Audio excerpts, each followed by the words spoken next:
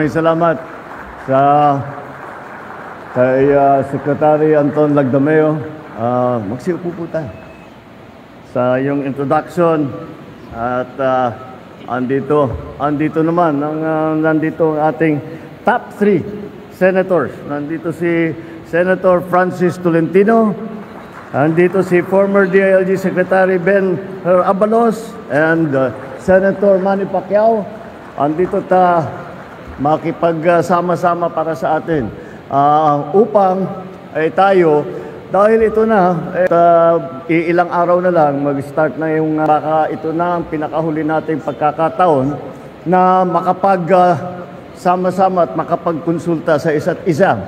And this might be the last chance for some of us to be able to bring to the national leadership of the party the issues that are facing all of you, kayo mga gobernador, kayo mga mayor, ating mga senador na kandidato.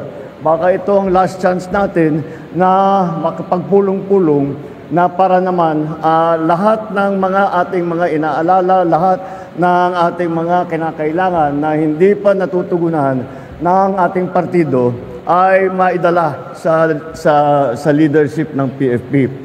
And that is the purpose of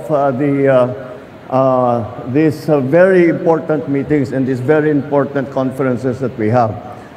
Ngunit bago pa tayo, siguro tama rin ang nabanggit ni Gov. June Tamayo na tayo, siyempre pagkadating na ng campaign period, masyado na tayong busy, marami tayong iniisip, marami tayong pinupuntahan. Ngunit bago tayo magsimula, huwag nating kakalimutan kung bakit tayo ay nagkaisa sa ilalim ng bandera ng PFP. Dahil kung kailangan lagi natin ipamaalala na sa nakaraang halalan, ang mga PFP, kahit na yung iba sa inyo, hindi pa official members sa PFP pero tumutulong na sa amin. But all of us together, tayong lahat, ang ating naging hangarin, ang ating ipinaglalaban ay ang pagkakaisa. At kaya naman, itong PFP ay sinama natin lahat ng maaring maisama natin. Hindi upang maging malaki at upang maging pinakamalaking partido, upang maging pinakamalaki at pinakamalakas na partido. Well, that is important also. Kailangan na matibay ang partido natin. Ngunit, ang tunay na dahilan kung bakit ipinagsama-sama natin lahat ng nakakaunawa sa ating hangarin ng pagkakaisa upang lahat ng tutulong sa atin sa pagpapaganda ng Pilipinas ay kasama natin at meron tayong sariling plano, meron tayong isang sinusundan na hangarin at layunin para sa ating bansa. Kaya tayo lumalaban, kaya tayo pumasok sa politika. Galing lang ako sa graduation ng Development Academy of the Philippines. Nag-graduate ang mga ibang public servants sa kanilang mga postgrad na kurso. At ipinaalala ko sa kanila at ipapaalala ko rin sa inyong lahat. Kaya tayo nagserbisyo publiko. Siyempre, sa bawat kandidato, sa bawat na umupo na opisyal, ay may sariling dahilan. Ngunit, sa aking palagay, ang isang katangian na lahat ng ating mga kandidato, lahat ng ating mga miyembro, lahat ng ating mga naging opisyal, ay pumasok sa ganitong klaseng trabaho upang tumulong sa taong bayan, upang tulungan ang inyong constituency, upang tulungan ang inyong bayan, nag-start sa barangay hanggang sa probinsya, at ang ating mga national candidates, ganun din, magiging senador.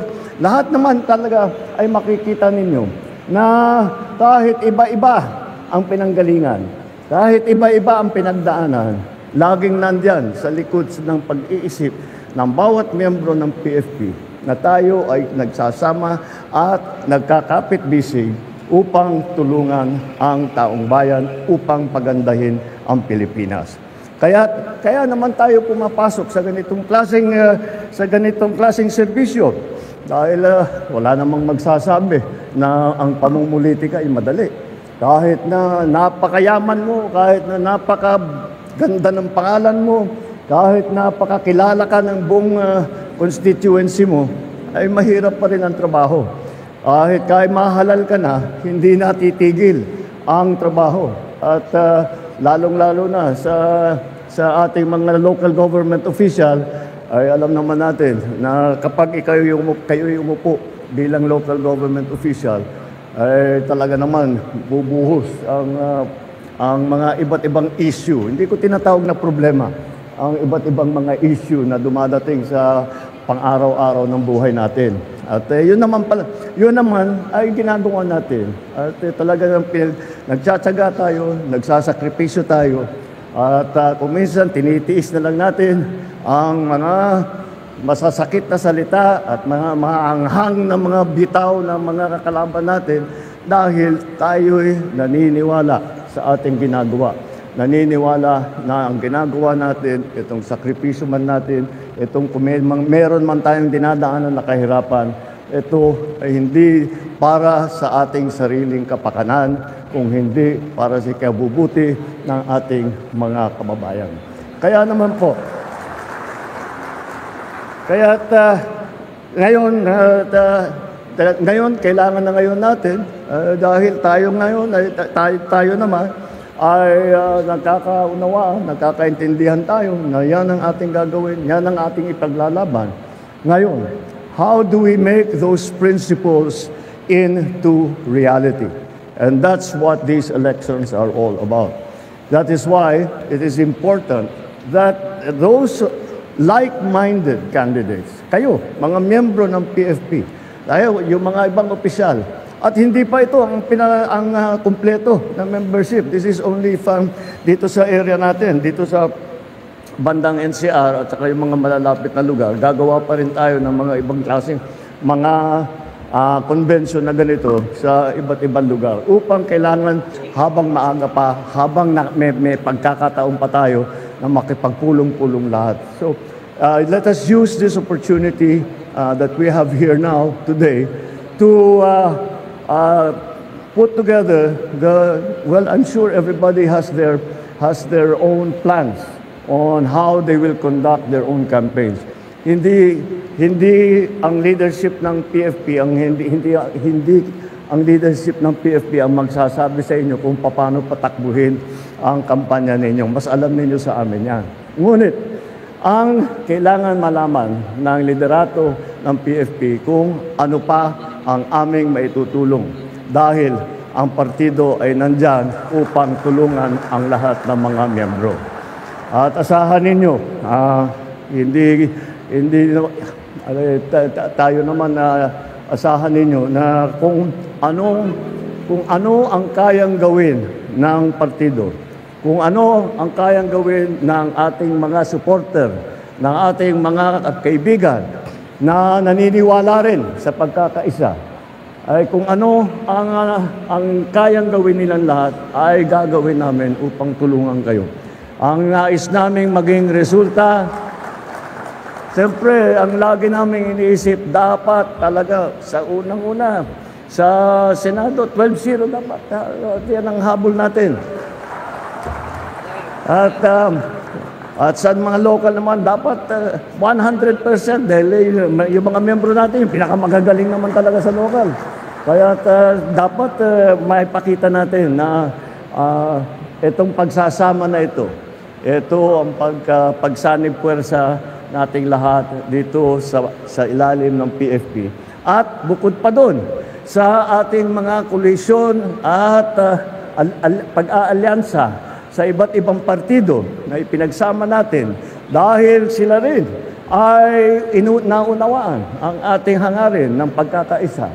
Ay lahat ay pinagkaisa natin yan. Kaya palagay ko naman ay napili natin ang pinakamahusay, pinakamagagaling at pinakamatibay hindi lamang sa eleksyon kung hindi sa serbisyo publiko. Kaya yan, kaya dahil ganun kataas ang quality ng membro at ng kandidato ng PFP, dapat, basta kami sa leadership ng PFP, sinasabi natin, walang dapat matalo dito sa ating mga kandidato dahil yan ang pinakamagagaling.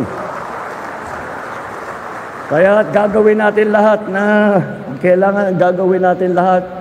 Siyempre, nandiyan ang there are maraming mga aspeto ang eleksyon. Merong national, yung ating mga senatorial candidate. Meron siyempre sa local at sa lahat ng level, sa probinsya, sa city, sa municipality.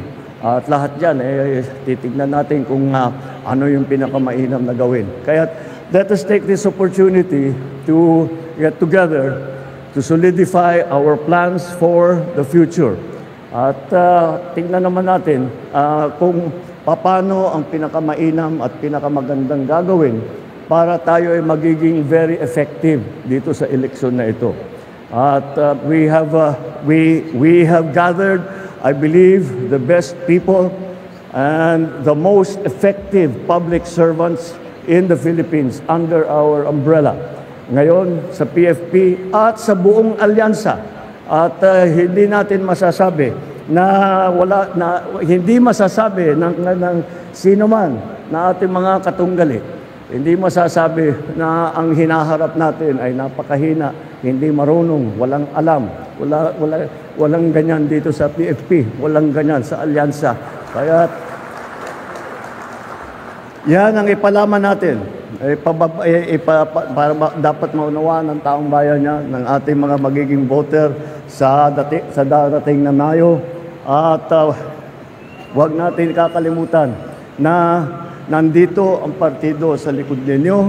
Hindi lamang ang partido, lahat ng mga miyembro, lahat ng nandito nakasama natin, lahat ng mga miyembro na hindi nakarating ngayong araw at ngunit nandyan at nagbabantay at nag-aabang sa mga gagawin natin, sa mga plano natin sa darating na campaign period hanggat sa halalan, ay lahat ito ay kasama ninyo, kasangga ninyo.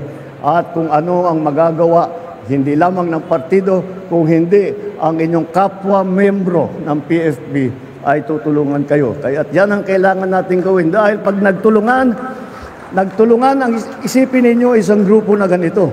Pag lahat tayo, isang ating pag-iisip at pare-pareho ang ating tinutunguan at pare-pareho ang plano na ating sinusundan, sino naman ang tatalo sa atin? Wala naman pwede siguro na makaharap sa atin at masasabi ng mas marunong at mas maganda ang kanilang ginagawa.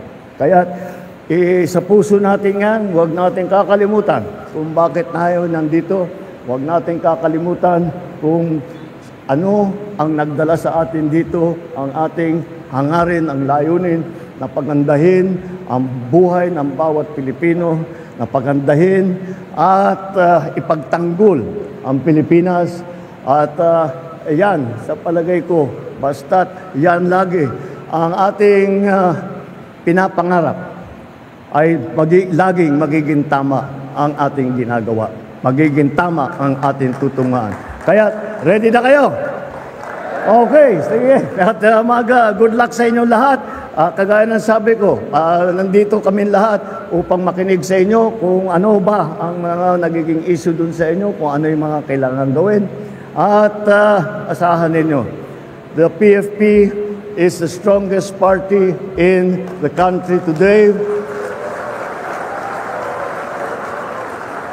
And the PFP, that strong party, is behind you all the way. Good luck!